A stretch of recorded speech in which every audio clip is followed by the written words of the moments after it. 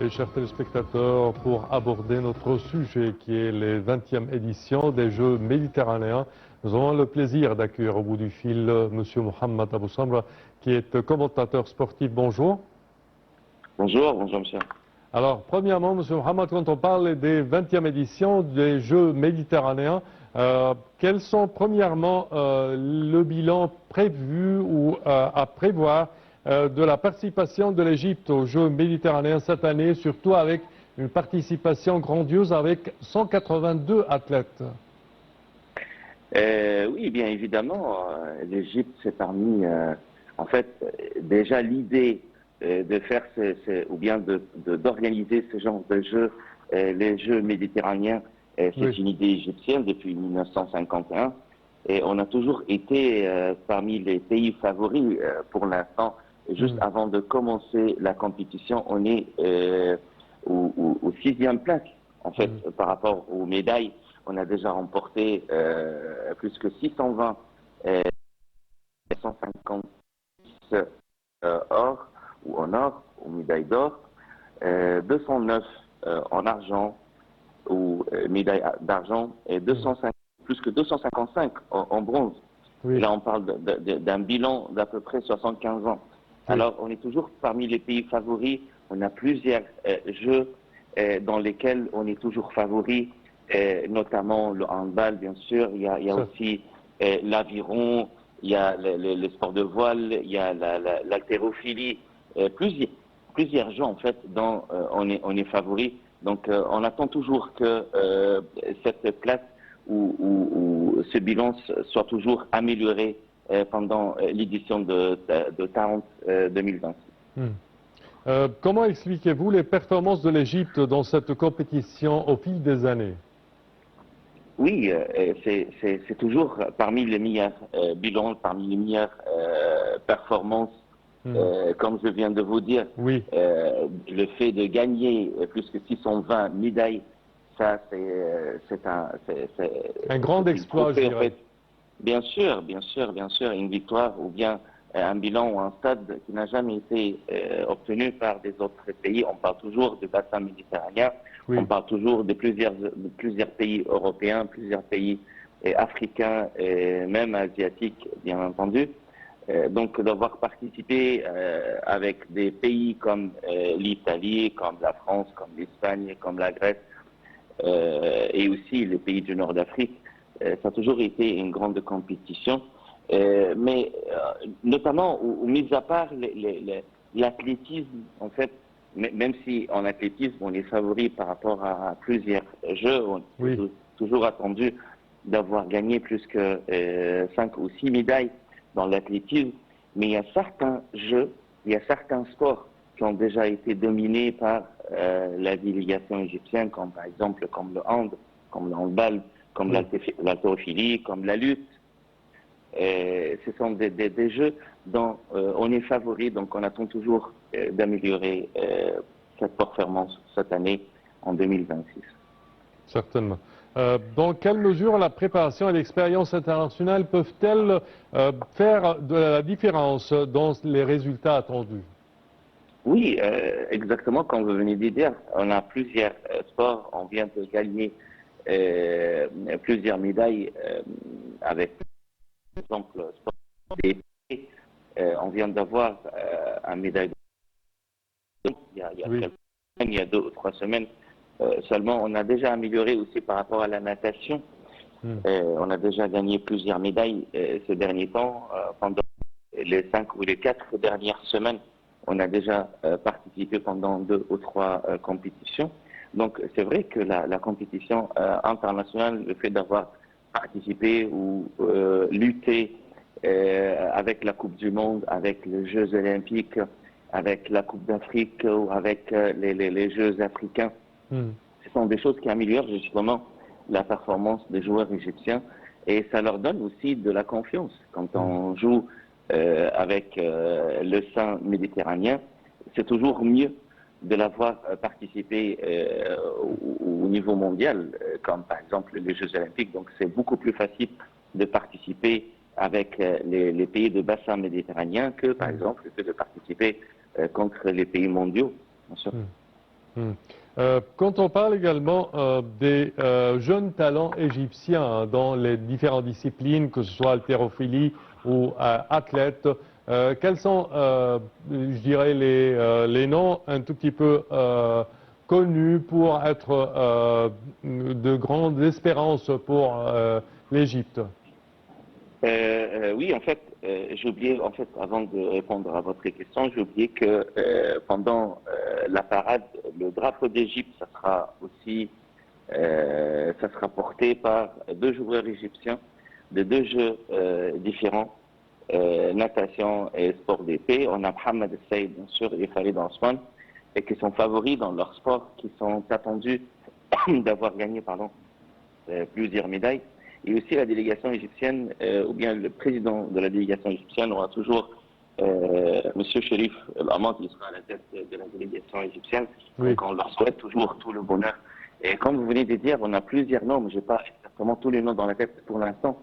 Mais il y a des gens joueurs qui sont favoris, surtout dans l'haltérophilie, comme vous venez de le dire, comme par exemple dans le sport d'épée. En épée aussi, on a oui. Oui, oui. Les tirs à l'arc aussi. Les tirs à l'arc, on attend d'avoir gagné plus qu'un médaille. Donc, c'est nouveau pour nous d'être favoris dans certains sports comme, par exemple, le tir à l'arc. Ça, c'est nouveau. Donc, ça donne toujours beaucoup d'espoir pour les jeunes joueurs. Et ça leur donne aussi de nouveaux domaines pour, justement, faire plusieurs sports. Comme vous savez, le sport national en Égypte, c'est le football. Et après le football, il y a très longtemps, il y a le handball, bien sûr. Oui. Mais il faut chercher de nouveaux terrains, il faut chercher de nouveaux aussi des exploits pour les jeunes Égyptiens. Alors, des jeunes ou bien de nouveaux jeux comme le tir à l'arc, comme L'escrime comme le également. badminton. Oui, l'équipe nationale d'escrime a fait du progrès récemment. Oui, bien sûr. Donc, ça donne beaucoup d'espoir d'avoir vu des joueurs égyptiens sur le podium en train de remporter des médailles. Ça leur donne, ou bien ça change complètement l'esprit ou l'état d'esprit de tous les joueurs égyptiens ou tous les jeunes égyptiens pour améliorer leurs activités dans des autres sports hors que le football, bien sûr. Oui. Est-ce qu'on peut dire que les résultats obtenus aux Jeux méditerranéens peuvent-ils servir comme tremplin de préparation et de tremplin pour les prochaines grandes compétitions internationales, surtout les compétitions olympiques? Bien sûr, bientôt il y aura à Los Angeles 2028. Bien sûr, c'est la meilleure préparation en fait pour les Jeux olympiques de Los Angeles, qui sera organisée dans 2 ans. En fait, ça nous rappelle de la dernière édition qui était organisée à Los Angeles en 1984, dont la première fois d'avoir remporté une médaille de judo avec Mohamed Rachwan. Oui. Il ne faut pas oublier aussi que les jeux ou bien les sports de lutte, comme le judo, comme le karaté, comme la lutte, déjà, c'est toujours des jeux ou bien des sports dont l'Égypte était toujours favori pour justement remporter plusieurs médailles. Donc c'est vrai que cette compétition sera la meilleure occasion pour préparer physiquement et mentalement, même pour améliorer l'état d'esprit et aussi l'expérience des joueurs égyptiens, surtout pour les Jeux olympiques Los Angeles 2028. Oui. Quand on parle également de ces préparations, on doit mentionner les défis auxquels font face les équipes, les athlètes égyptiens durant leur entraînement. Selon vous, quels sont les grands défis qui affrontent la sélection égyptienne? Oui, bien sûr, il y a plusieurs pays, en fait, il y a plusieurs jeux. En fait, devant nous, c'est toujours l'Espagne, devant nous, il y a l'Italie. Non, je parle de défis qui entravent la préparation et que nos athlètes surmontent surtout pour avoir des rangs tellement appréciés internationalement. Handball, bien sûr. Handball, je crois que c'est un milieu dans lequel où on peut remporter une médaille d'or, pourquoi pas. On a toujours été parmi les 6 ou les 7 meilleurs pays au monde en handball. Il y a, comme vous venez de le dire, l'haltérophilie. L'haltérophilie, c'est toujours un domaine dans lequel on est toujours favori, et c'est un défi très important. Il ne faut pas oublier, pour l'instant, il y a le tir à l'arc aussi. J'attends au moins 2 ou 3 médailles en tir à l'arc. Il ne faut pas oublier aussi qu'en ce moment, il y a une équipe nationale égyptienne prête pour remporter au moins une médaille ou dans l'aviron.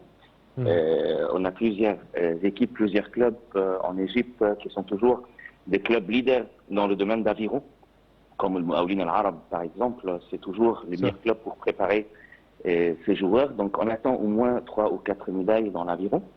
Il y a actuellement un nouveau domaine, un nouveau défi, comme vous venez de le dire, le sport de voile en général. Pourquoi pas la planche à voile, tout ça. Donc je crois qu'on a toujours de nouveaux défis. Mais quand même, je crois que le fait de se concentrer sur un certain nombre de médailles, ça va donner beaucoup plus de la pression. Mais si on va donner plus de la liberté et plus de confiance aux joueurs égyptiens, peut-être à la fin de la compétition des Jeux méditerranéens, peut-être on va trouver qu'on a plus de médailles et peut-être dans des domaines ou bien dans des sports qu'on n'a jamais eu de médailles avant. Pourquoi pas? C'est déjà arrivé il y a 2 semaines, par exemple, avec Mohamed El-Saïd, qui a remporté le médaille de bronze. Donc j'espère que les défis seront changés et on ne va pas toujours rester sur le même terrain qui était déjà, ou bien sur les mêmes compétitions et sur lesquelles on a joué avant. Voilà. Quelles sont les disciplines dans lesquelles vous voudriez que l'Égypte entreprend des efforts et surtout avec une grande délégation comptant 182 athlètes, quelles sont les disciplines que vous voudriez que l'Égypte réalise des performances exceptionnelles, certainement des médailles? Oui, je crois que le fait de remporter plus que 60 médailles, ça sera un bon résultat pour nous, vu les derniers résultats pour la délégation égyptienne. Je crois que cette fois-ci, la délégation égyptienne va remporter plus que ça, plus que 60 médailles, en espérant qu'on va améliorer notre place. Sûr, mais il ne faut pas oublier, comme je viens de vous le dire, il ne faut pas oublier qu'il y a certains pays européens qui ont plus d'expérience qui passent devant nous, dans l'Espagne, bien sûr, l'Italie et la France. Les pays, mais il ne faut pas oublier la Grèce non plus, qui sont tellement forts dans certains sports. Même sur le plan international, les mêmes pays que je viens de mentionner, ils ont toujours été favoris par rapport à l'Égypte dans les Jeux olympiques. Je parle de nombre de médailles, comme vous venez de me poser la question. Mais comme je viens de vous dire, le fait de se concentrer sur un nombre précis de médailles, ça va mettre de la pression. Toujours donner beaucoup plus de confiance aux joueurs égyptiens et peut-être on va avoir plus que 70 médailles et peut-être on va améliorer notre place au lieu, par exemple, de terminer au 4e ou 5e ou 6e. Peut-être on peut terminer à la 3e place après, bien sûr, après la France, qui est toujours favori pour remporter la première place pour les Jeux méditerranéens. Parfait. Monsieur Mohamed Abou Samra, dernière question concernant l'organisation de telles compétitions, telles que les Jeux méditerranéens. On voit à Tarente à présent, c'est la 4e fois qu'une ville italienne organise cette compétition. Est-ce que l'Égypte est prévue prochainement pour organiser cette compétition?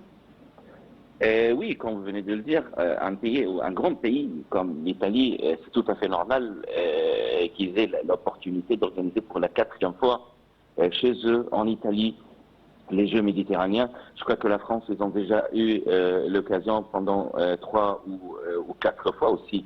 Mais il ne faut pas oublier non plus que la première compétition de 51 s'était organisée en Égypte. Oui. On est toujours le pays qui a créé le prototype. Qui a instauré cette compétition. Bien sûr, bien sûr. Donc, on parle toujours d'une histoire de 75 ans. Donc oui, en ce moment, avec la nouvelle ou le nouveau projet qu'on a dans l'infrastructure, avec le gouvernement égyptien qui améliore justement le nombre de stades et le nombre d'infrastructures pour justement accueillir.